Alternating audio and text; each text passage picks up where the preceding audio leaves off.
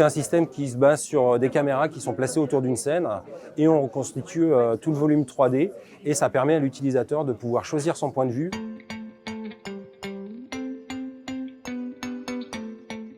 Stéphane, la vidéo volumétrique, c'est faire en sorte de s'immerger dans l'image. C'est aujourd'hui une réalité. Ça peut intéresser quel type de société? Il y a plusieurs applications qui sont possibles. La première, l'événementiel, autour du sport, autour des concerts.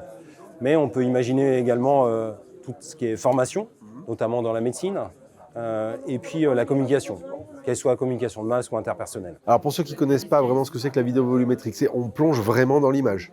Donc vous êtes immergé dans une scène qui est la plus réaliste possible. Mais qui est réelle, qui n'est pas reconstituée. C'est pas du virtuel. Alors on n'est pas du tout dans un jeu vidéo avec des avatars, on est vraiment au plus proche du réel. Donc c'est un système qui se base sur des caméras qui sont placées autour d'une scène et on reconstitue tout le volume 3D et ça permet à l'utilisateur de pouvoir choisir son point de vue ou de se déplacer à l'intérieur de cette scène. Comment on crée justement cet effet le tour de magie? Comment ça fonctionne? Il y a de l'intelligence artificielle là-dedans? Alors effectivement, il y a eu un bond pour atteindre ce côté photoréaliste grâce aux technos d'IA. Et également aux capacités de calcul qui sont aujourd'hui énormes sur les différentes cartes graphiques à notre disposition. Alors, en termes d'applicatifs, il y a deux choses aujourd'hui à voir. Il y a d'abord l'écran holographique. Donc on regarde un écran, on a quelqu'un qui apparaît. Exactement. Donc c'est un écran qui est autostéroscopique, donc qui permet à la fois de traquer l'utilisateur et également d'envoyer une vue droite et une vue gauche sur ses yeux, afin de voir du relief. De recréer ce relief. Et puis de l'autre côté, on a donc la vision, on va dire, augmentée, le fait de se déplacer dans une scène avec un casque. Et ça, c'est quelque chose qui peut se faire pas seulement dans un studio, même dans n'importe quelle situation. Donc nous, on a tourné des scènes à la fois dans des studios, dans des espaces fermés, mais également en extérieur, et on est capable de reconstituer l'ensemble de ces scènes. Donc ça peut être une expérience extraordinaire pour, par exemple, un organisateur de concert, de permettre à ceux qui suivent à distance le concert d'être immergés dans ce concert.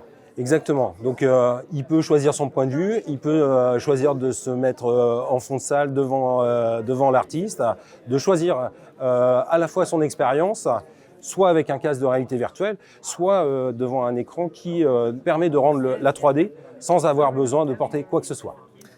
Orange dans tout ça, c'est quoi l'intérêt? C'est de faire en sorte d'améliorer au mieux, on va dire, la capacité des réseaux pour faire en sorte de transporter ces images qui, j'imagine, doivent être assez gourmandes. Donc la quantité d'informations est énorme. En fait, nous travaillons beaucoup sur la compression. Donc on a déjà gagné un facteur 10. Notre objectif est de gagner un facteur 100. Effectivement, pour distribuer ces contenus sur les réseaux d'Orange, à la fois la fibre ou la 5G. Ce type de contenu, on peut les attendre de manière un peu généralisée à quel horizon? Il y a des produits qui sont déjà sur le marché, qui permettent de produire des contenus en studio.